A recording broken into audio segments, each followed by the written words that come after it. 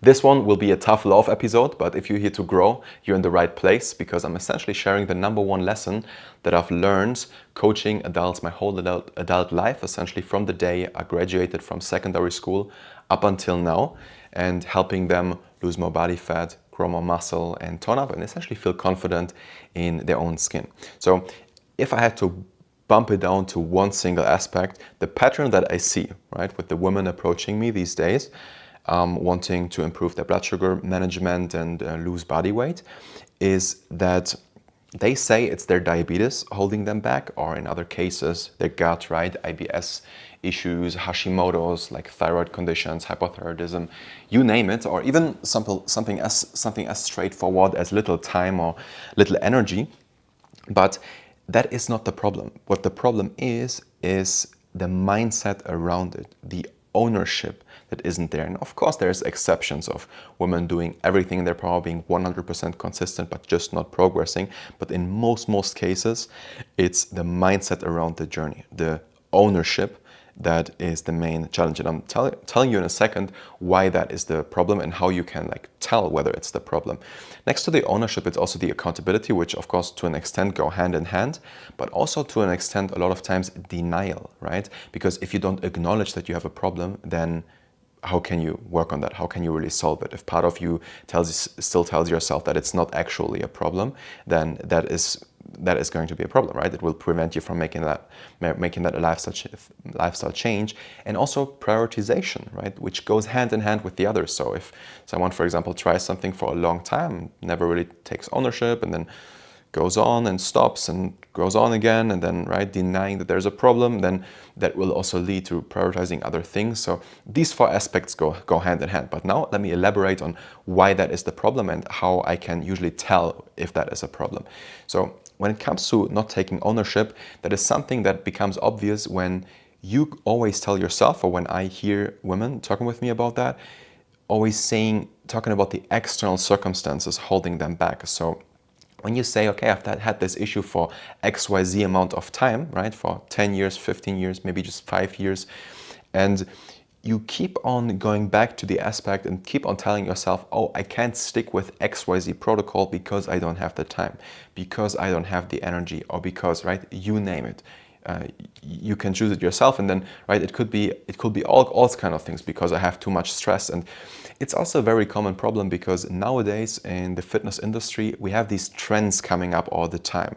Like these trends about people continuing to talk about something that right now is suddenly super relevant, right? At some point we have keto trend, then we have a low carb trend, then we have a trend that everyone, right now, cortisol is a big thing. Everyone thinks they are too stressed, and it does play a role, right? All of these things do have their place, but then we always have these trends in the fitness industry that keep coming up, and it's essentially always just a new thing that is coming up that allows people to blame something else besides them to not being able to make a change.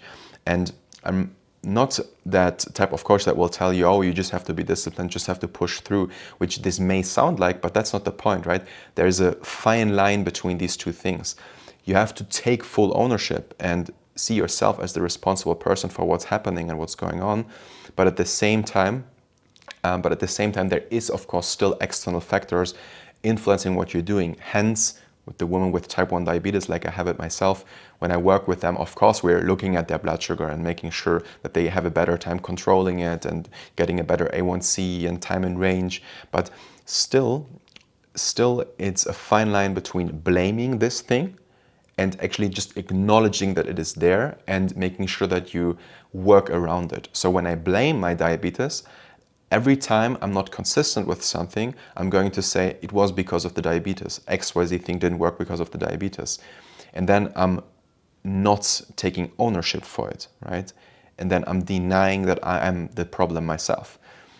But at the same time, of course, you have to acknowledge that you have type 1 diabetes, and that for you, a weight loss journey will look different than for someone without type 1 diabetes. Okay? So it's a fine line between these things, between blaming and acknowledging it. So what's important is acknowledging it and therefore using a reasonable approach. But what's not the way to go is giving away the ownership to the problem. Because if you're at a point where you say, it's my energy, it's my time, it's my diabetes, it's my gut, it's my stress, then, and that's the actual problem behind everything, you're giving the power to change to something external. So you're taking away your own power, your own option and ability to make a change. Because if it's the diabetes that is holding you back, if it's literally the diabetes that is holding you back, then you're not getting rid of the type 1 diabetes, right? You're going to keep having that. So then based off of that logic, you're not able to lose weight. You see? And it's not even about taking the words too seriously, but it's about actually understanding what you're saying there. Because if you're always blaming that energy, then as a consequence, every time you have low energy, you're going to gain back the weight, or you're going to have an issue sticking with something, or every time you have little time. You see? So every time you blame something external that you can't influence and that's not yourself, then, right, you're not giving yourself the option to make a change, or even to at least influence what you're trying to do.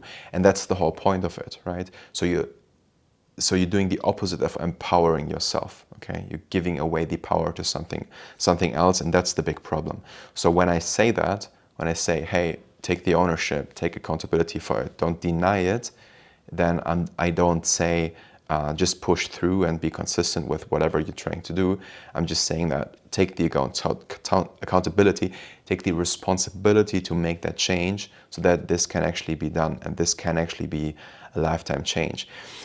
And when I look at it from the outside, because, right, it's a very common problem, it's almost like an invisible chain that you put on yourself, right? You kind of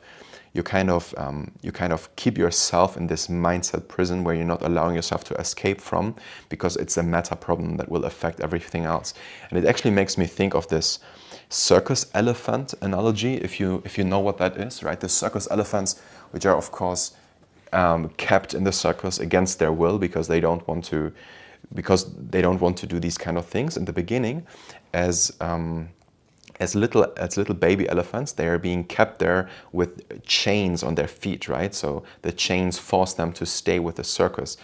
And later on, when they're growing older, the owners, so quote unquote the owners of the elephants, they replace the chain with just a thin rope. So it's just a very thin rope that keeps the elephant, that kind of traps the elephant in a place. But theoretically, the elephant is so strong it could easily pull the rope and therefore escape and run away. But the elephant is not doing it. And the reason the elephant is not escaping is that it doesn't believe it can. So it has this belief that it is limited, but it actually is not limited. And it's not 100% the same situation and the same concept, but, right, if you're not taking ownership for what you're doing, then you're having this invisible thing that is holding you back.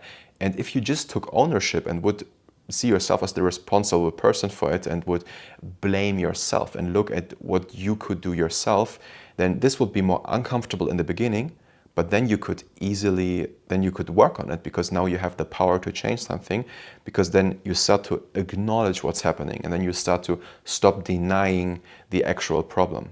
Okay, so it's essentially that invisible trap, or that invisible chain that you keep on yourself. And, right, for yourself, you can just think about in what areas of your life, especially when it comes to your health, when it comes to your fitness, are you still keeping that invisible chain? Are you still keeping, right, giving the ownership, or not taking ownership, giving the responsibility to something else? And then that's essentially one of the main things that I'm usually never talking about, but that's the main things that I'm doing with my clients when I work with them, right? Because this is not something that you just switch overnight and suddenly then you have this perfect mindset that you then always take ownership. No, right? This is something that developed over time, so it takes some time to get back to like a good mindset. And that's why, right, when we go back to the beginning of this episode, search engines, AI, these kind of things, they don't lead to you, right, solving that weight loss problem. And that's why people are still at a place where they are unhealthy, where they are overweight, because it takes some time, it takes some work to work on that, right? And to change that mindset and the accountability partner. So what I'm doing with my clients, of course, I'm providing the information and the right approach to actually make it a lasting change.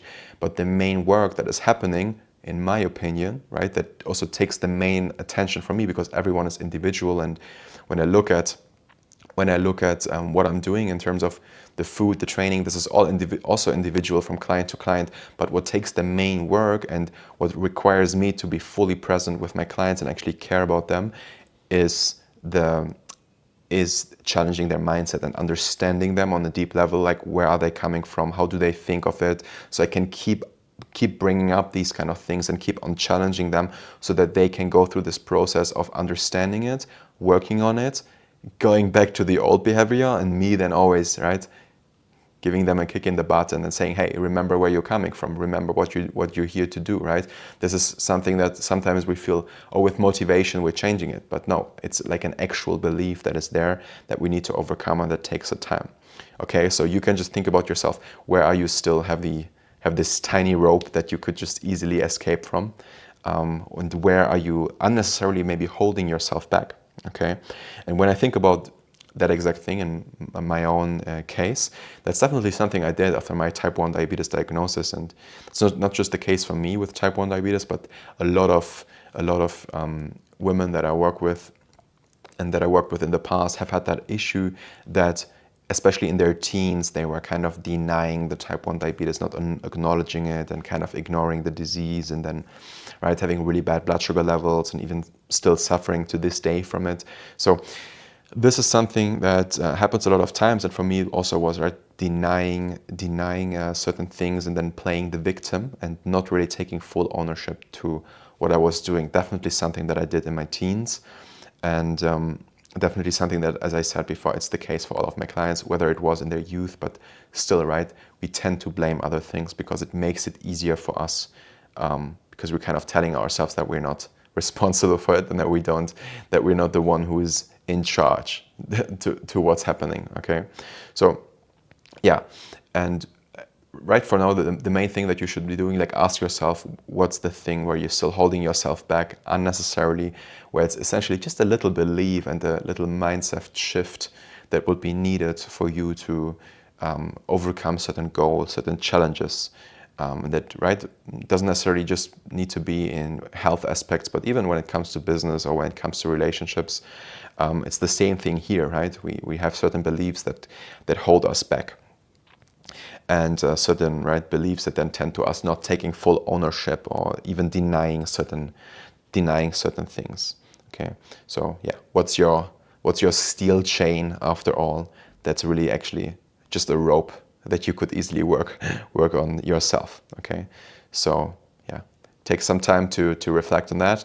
And if you already know, hey, there's some challenges that you have with your mindset, with not taking ownership, and you want to go through that process for yourself, for your health, and you want to make sure that you are starting to take ownership, that you want to lose your weight, right, that you gain some muscle, you tone up, that you're healthy, that you're there for the family, that you're confident in your skin, confident at work, confident with your friends and with your partner, then feel free to send me a direct message on Instagram.